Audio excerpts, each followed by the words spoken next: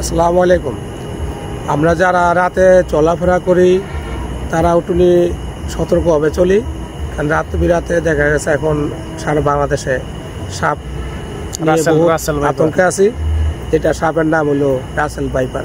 আমার মনে হয় না এমন লোক নাই যে এখন রাসেল ভাইপার নামে কেউ জানে না।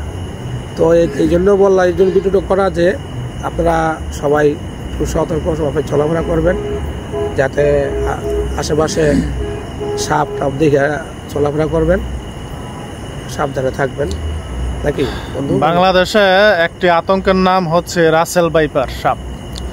এটা এতটাই বিষাক্ত যে অন্যান্য সাপ তো দেখলে তারা দূরে সরে যায়, আর এই সাপ মানুষ দেখলে তেড়ে আসে কামড় দেওয়ার জন্য। এটা অত্যন্ত বিষাক্ত একটা সাপ। যারা আপনার রাতের বেলা বিভিন্ন ব্যবসা প্রতিষ্ঠান থেকে, চাকরি থেকে বা মসজিদ থেকে মসজিদ থেকে বাসায় যান বা বাসা থেকে মসজিদে আসেন, বা বিভিন্ন ধরনের মানে